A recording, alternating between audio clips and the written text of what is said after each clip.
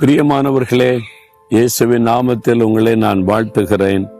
ஆண்டவரிடத்தில் நம்ம நெருங்கும் போது சில சமயம் சில காரியத்தை விண்ணப்பம் பண்ணுகிறோம், சில சமயத்துல கண்ணீரோட ஜெபிக்கிறோம், சில சமயத்துல வாக்கு தத்தத்தை சொல்லுகிறோம். இங்கே ஒரு பக்தன் ஒரு காரியம் சொல்றாரு பாருங்க. இது 30ஆம் சங்கீதம் 11ஆம் வசனத்துல, ஆண்டவரே என் புலம்பலை நீர் ஆனந்த களிப்பாக மாற பண்ணினீர்.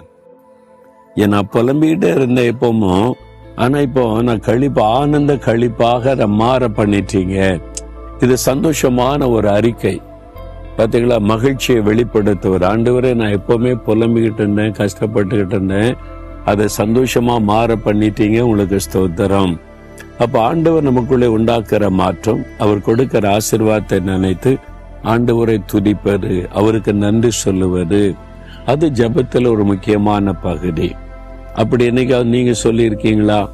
ஆண்டவர் எப்ப பார்த்தாலும் நான் புலம்பிக்கிட்டே இருப்பேன், கஷ்டப்பட்டுக்கிட்டே இருப்பேன், இப்போ என்னுடைய புலம்பலை நீங்க ஆனந்த களிப்பா மாற பண்ணிட்டீங்க, உங்களுக்கு ஸ்தோத்திரம்னு சொல்லி இருக்கிறீங்களா?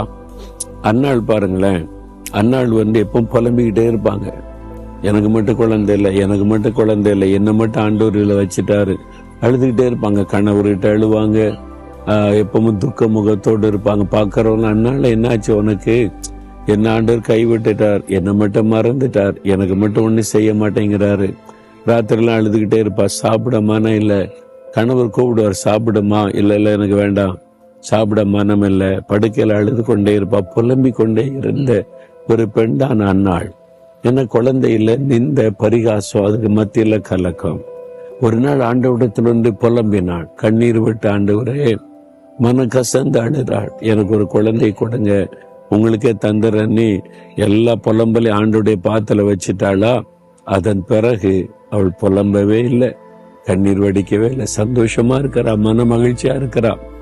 அடுத்து சொல்ற, ஆண்டவரிடத்துல இந்த பிள்ளைக்காக விண்ணப்பம் பண்ணினேன், கர்த்தரின் விண்ணப்பத்தின் சத்தத்தை கேட்டு குழந்தை தந்துட்டாரு, நிந்தையை மாத்திட்டாருன்னு மகிழ்ச்சியோடு சொல்லுகிறாள்.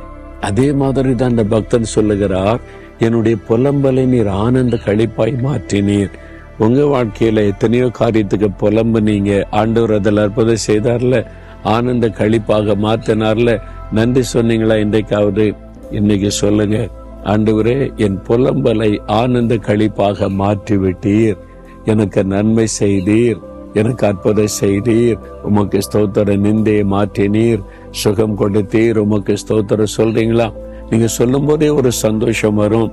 தொடர்ந்து ஆண்டவர் உங்களுக்கு அற்புதம் செய்ய அது வழிகளை உண்டாக்கி கொடுக்கும்.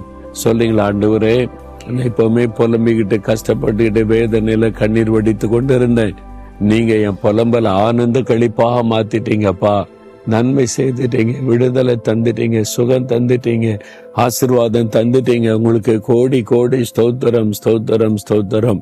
இயேசுவின் நாமத்தில் துதி பலிகளை ஏறெடுக்கிறேன் பிதாவே. ஆமேன், ஆமேன்.